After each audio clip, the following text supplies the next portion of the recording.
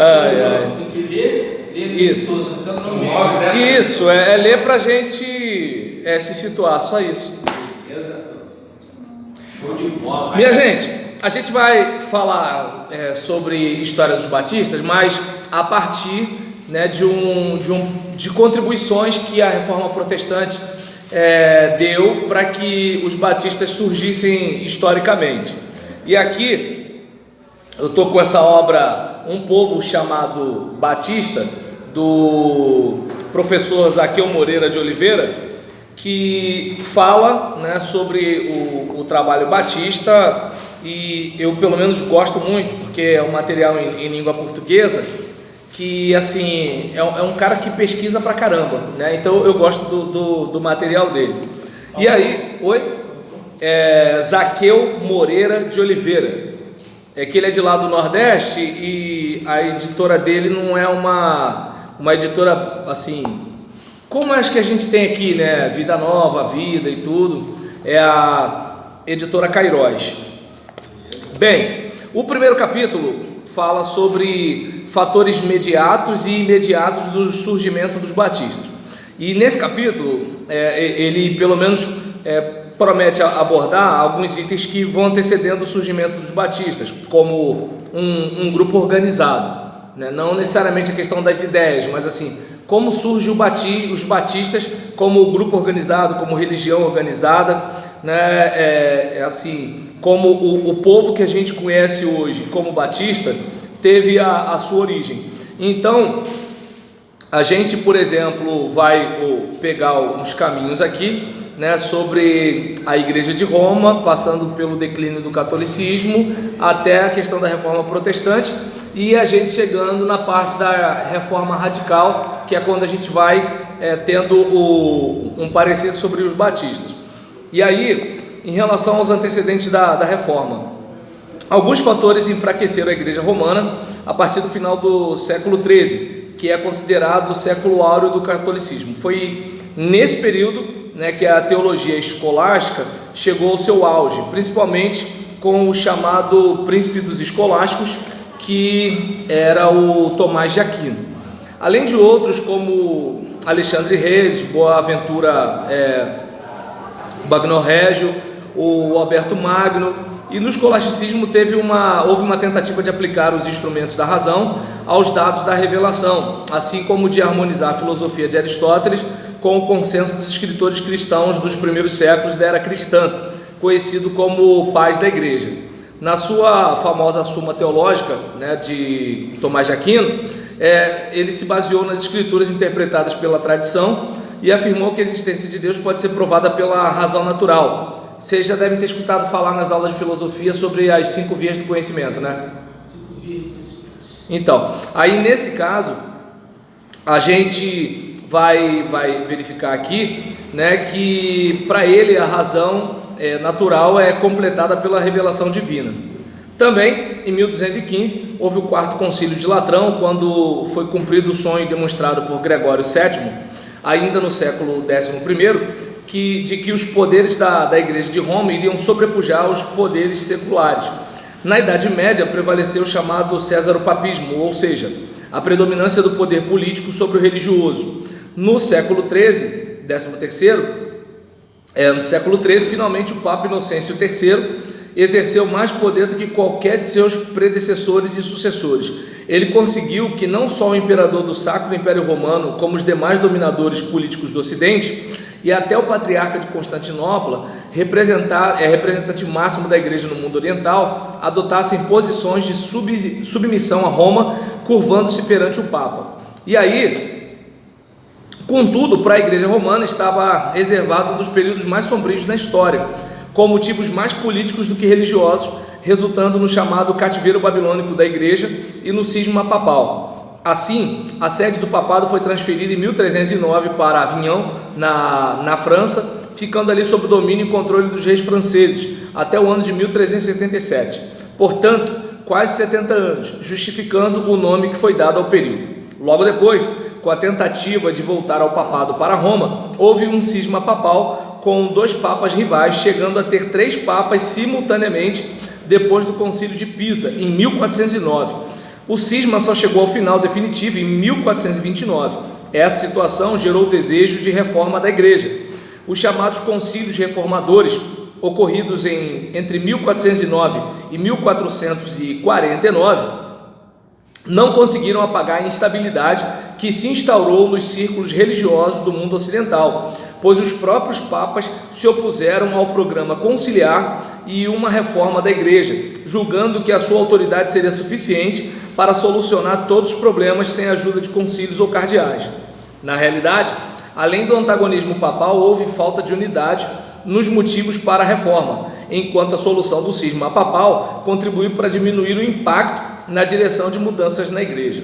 Por outro lado, alguns papas se tornaram arrogantes em suas atitudes, além de constatar que na ocasião o clero era constituído de pessoas de baixo nível moral. O desejo de reforma passou a ser expresso tanto por governantes civis como pelos intelectuais da época.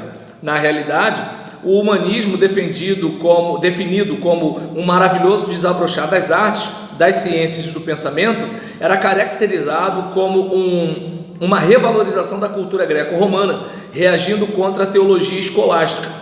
Desde o século XIV, os humanistas criticaram fortemente alguns dos pontos mais importantes da teoria e da prática da Igreja de Roma, culminando com alguns que, embora permanecendo oficialmente na Igreja, foram contemporâneos dos primeiros reformadores, tais como alguns, no caso, deixa eu ver aqui, Jacques Etaples, não sei pronunciar, que defendeu a salvação pela fé antes de Martinho Lutero, nos anos entre 1455 e 1536, e Erasmo de Roterdã, que viveu entre 1465 a 1536, considerado o maior dos humanistas que, partindo da Bíblia e dos pais da igreja, principalmente Orígenes e Jerônimo, satirizou a vida dos papas e cardeais na sua obra O Elogio da Loucura. Não sei se já ouviram falar desse livro.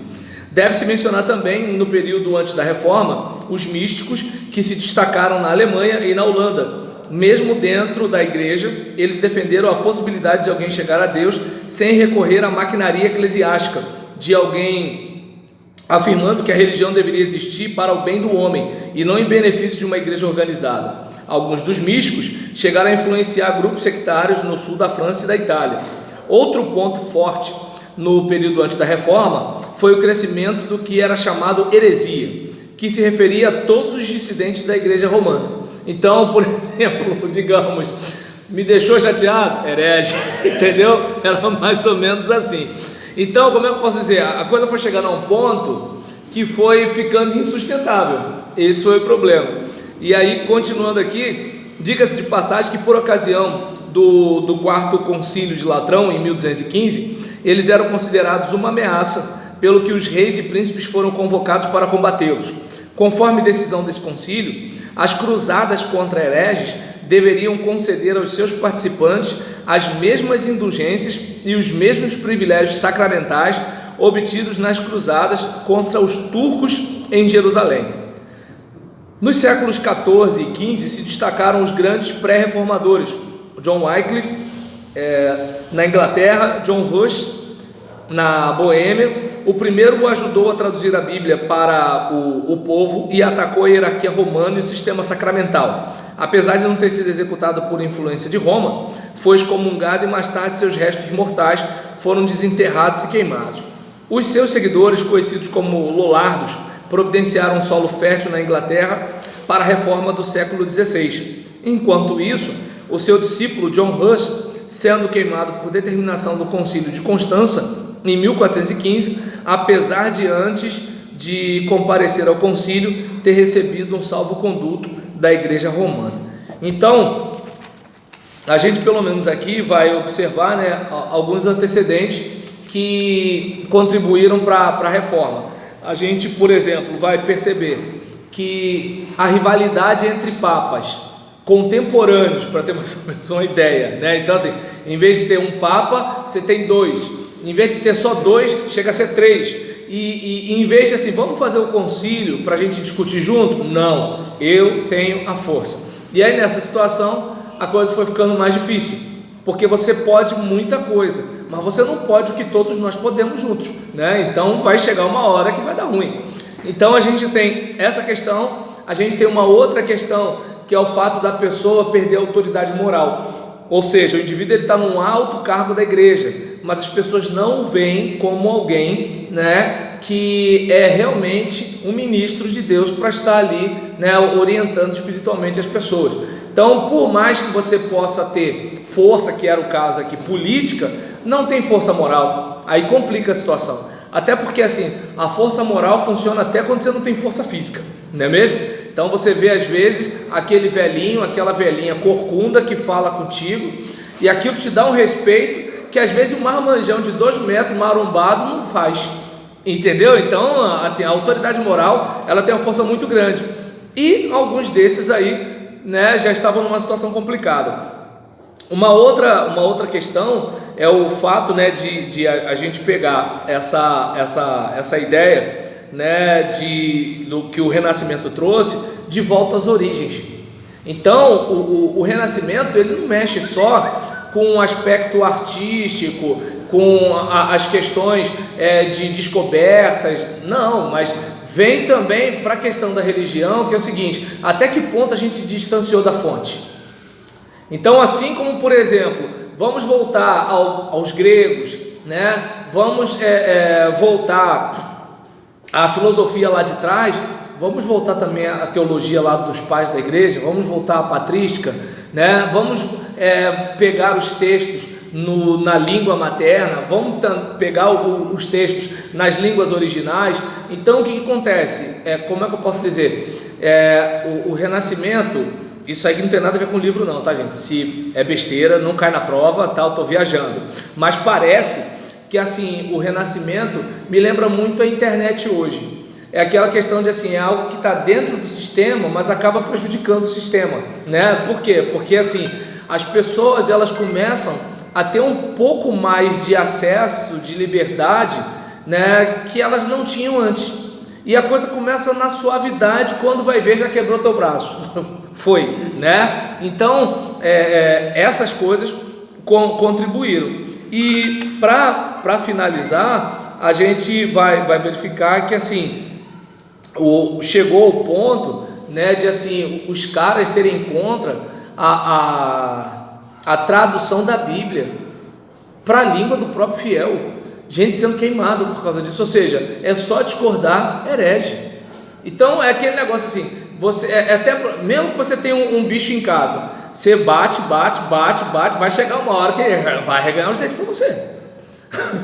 Então é o seguinte, você tem que bater até um certo ponto, porque vai chegar uma hora que não vai dar mais, né? Então é que nem você vai acuar o rato, ele pula, né? Então tem algumas situações, né, que assim, às vezes a gente não observa, né, o risco, né, que a gente corre em algumas situações pelo simples fato de não olhar para trás, para a própria história, né? Se tem uma coisa que a história ela pode fazer e muito, é ajudar a gente a não repetir, né, alguns erros, algumas decisões que foram tomadas. É claro que, obviamente, a história também lida com o imaginário. Então, por exemplo, aquilo que os protestantes vão falar da reforma vai ser diferente daquilo que os católicos vão falar da reforma, tem isso também. Mas agora, tanto é que assim, a igreja não ia bem das pernas, que teve aquilo que os protestantes chamam de contra-reforma e que os católicos chamam de reforma, ou seja, algo não estava bem, né? Algo não estava bom. Então, mais ou menos por aí. E aí a gente vai falar sobre o mundo no período da reforma, mas fica para o próximo vídeo.